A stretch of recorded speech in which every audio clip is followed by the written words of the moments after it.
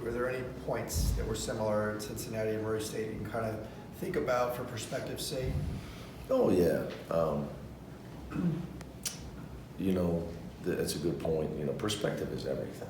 You know, not just in, you know, building a program, but in life. You got, and I think what I've learned is all you can focus, you have to have two things. You got to focus on helping the kids here and trying to get better every day. Then obviously, you know, you have to have a master plan for what you want your business to look like, you know. You know, in 6 months or a year, you know, everybody's successful running some sort of business does that. So, you know, you have both of those. You know, with your staff, you have your long-term plan, but you got to stay focused on your day-to-day stuff. You know, you can't ride the waves, win, lose, or draw. You got to just keep grinding it out on a daily basis and trying to help guys get better. And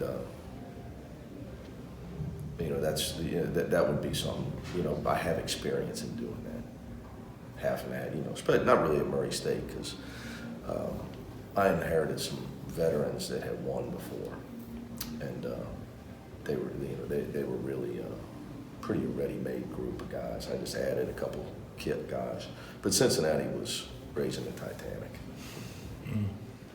Does that help you in a moment like this? No. Yeah, it doesn't help my you know, I would say this, your strength is your weakness, you know, so you're all of us. So your competitiveness and your disdain for losing is kind of what shapes you as a coach. But, you know, that isn't always a good thing. You know, it's not always a good thing, especially when you know, you have to have perspective and you got to stay focused on getting better.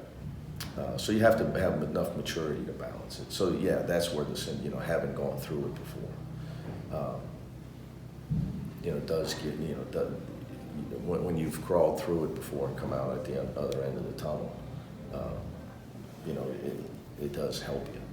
You know, having, you know, knowing that you have to crawl through it before you come out on the other end. You know, it's not, because I've had both. Like I said, Murray State, we won, you know, I was able, but it was just a different situation. I inherited guys that had won 20-something games the year before. You know, they had been successful. You talked about humility after that last game. Have Yeah. you seen any of that since that game? Has anybody stepped up, said anything, or taken leadership roles or anything? I think the guys, you know, you have to ask them. They've done some talking amongst themselves. You know, I've kind of tried to clarify every day what I mean by that. You know, and again, you know, back to your day-to-day. You know, your day-to-day is what gets you to where you want to be in 6 months or a year from now.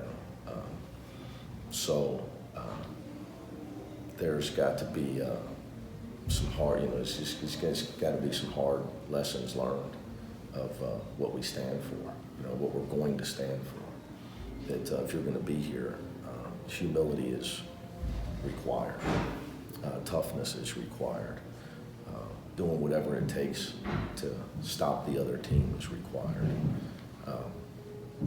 So, you know, those are just standards you have to set forth as a coach. I mean, you got to build that with, you know, everybody that builds a program builds that within their program. Everybody, every winning sports team builds that. Now that non-conference is over, do you see any positive progression out of the players that you've noticed? We just haven't had, there's been positives. We just don't have consistency. You know, obviously Tiger played really well in our last game. I'm sure he would tell you that probably would tell you that he's getting more confident. But what I would tell him is it's tougher in conference. It's not going to be smooth sailing all the way, and I got to stick with him, and he's got to keep fighting. He's going to have ups and downs. He's got to keep fighting through it. So you know, we've had some moments where you know, we've done some good things. We just don't have consistency. Do you think having Pac12, having 2 games a week instead of one game a week this past couple months of the non-conference, do you think that'll help with the consistency? Oh, I don't know. I think what will help with our consistency is if our effort and our focus is consistent. You know, but I would tell you that all players would rather play than practice. The Pac-12 seems like it's having a pretty good bounce back season overall. I think there's 7 teams already have 10 wins, 5 teams in the net top 30. For you, do you like that with what you're trying to do with this program, that the Pac-12 is strong this year, or would you rather have it maybe be a little bit more down to? I think that, my career at the high level, was really, I've had the gamut of it. So I've seen both sides of it. I think that rising tide lifts all ships would be my vote.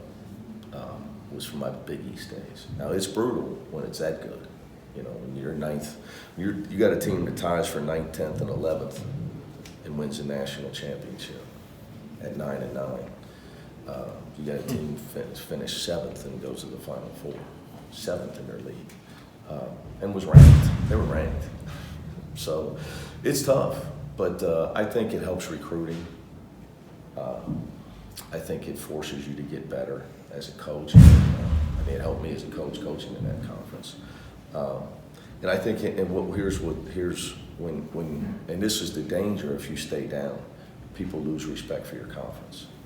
And what I would tell you is, we fought, so when we fought that back when I was an assistant at Conference USA with Coach Huggins, Coach Patino, and then when we ended up in the American, when the Big East split, we were in the American. There was a year where SMU and Cincinnati were top 15 teams, top 20 teams, and we had to play UCLA and Sacramento in the second round as a 6th seed, and SMU got a terrible seed as well for what they should have gotten. So lack of respect is a very dangerous thing. It'll hurt you in your tournament seeding, for sure. So I think it's just, you're much better off. Sure, the grind is tougher, but if the Pac-12 can become the best conference in college basketball, it's only going to help all of us for a lot of reasons. Now, sure, it'll be tough, and you may not win as many games in conference, but it's going to help you in March. It's going to help you in recruiting, I think. At least that's what I saw in the Big East. Have you met? The old Big East. I'm sorry. Have you met with? Have you had practice yet since Saturday? Every day. How's the team bouncing back? I thought about going on vacation, checking into a health spa, but I think kids are resilient. They're different than we are. Adults, we see big picture.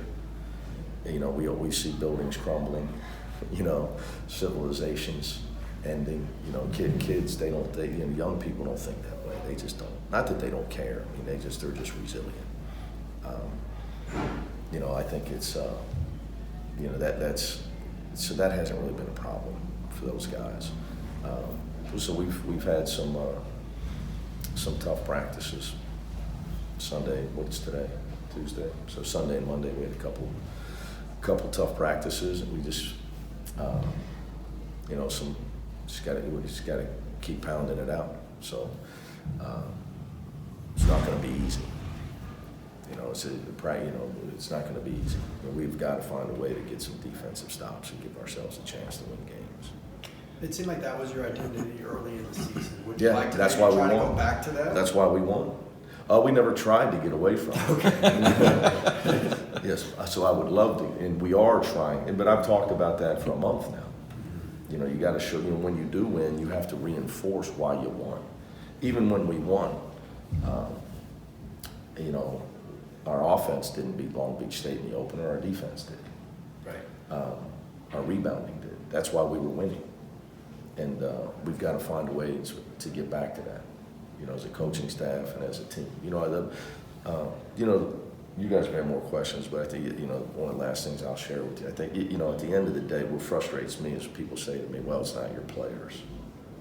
Yes, they are. Yes, they are. I'm the coach at UCLA. They're here. They're my players. So it's my job to get them there. And you can't separate yourself from your team. I don't believe in that. I don't believe in that at all. So, I believe in the word we. So, we're in here every day, and it's our coaching staff. We have to get them to do what we want them to do. That's our job. Well, adding to that, you didn't recruit these players, but Are they doing what you're requiring? Are they At turning times. into Cronin players? At times, I think, it's just sustaining it has been our challenge. Can we sustain it? And it's my job to teach them how to sustain it. But like I said at the beginning, that it's a lot harder to become that type of team than people really understand. Hiring me and saying we're going to play defense is one thing. Being able to go out there and grind it out and get stops and possession by possession, it's time consuming. Like I said, I didn't build Cincinnati in one day. It didn't happen overnight. Sometimes you inherit a team of guys that have had habits of that, and in fairness to these guys, that wasn't their identity. So we're trying to change our identity, and with a lot of young players. Is that? And that's your challenge, because what happens is inexperience and fatigue are the two reasons you have mistakes. Inexperience and fatigue. And then what happens is, so when you have to play tired players, or you have to play players that haven't been through the wars to where they can focus and grind it out and not make the mistakes, you don't have a fall off. That's when you'll be able to shut people down. So what we're going through is brutal, but we have to go through it. It just has to happen. I mean, it's like if you're gonna become a certain type of, you're gonna pack on 40 pounds of muscle. You're not gonna drink a shake. You're gonna have to grind it out every day in the weight room, and there's gonna be pain involved. So obviously, there's some pain involved in what we're going through. So we need to make sure that we feel it. That's the biggest thing I would say. That we have to. It has to be painful, or we won't. Or we won't come out on the other end. It has to be painful. Last question. Two-part question, but they're similar. Let's make sure Alex approves first. I wasn't here last game. It looked like Sharif didn't get much playing time in that. Was there any reason for that in particular? Was it a rotation thing? Or? Strategy that that we're playing. Again, you play those small teams that are running 4-out offenses. Right now, his strength obviously is not defense at the 3-point line. Just strategy. And then playing him at the 5 was tough because they had some older, physically stronger guys. They weren't really jumpers, but they were great leverage guys. Again, not his strength. And then piggybacking off of that, the rotation. Would you like to get to a point where you shorten that here at some point soon, or? I'd like to. First of all, I think if you got guys on scholarship and they all can play, it's going to help you. Your depth is your friend. But right now, for me, it's just I'm searching too much. Who can you count on? That's where back to inexperience and fatigue. Who can you count on? You got to have guys. You got to have some guys you can count on. That's the guy that's going to be in the game. So right now, it's more. It's not searching for a rotation. It's searching for 5 guys can get a stop. All right, guys. Thank you so much. Thank you.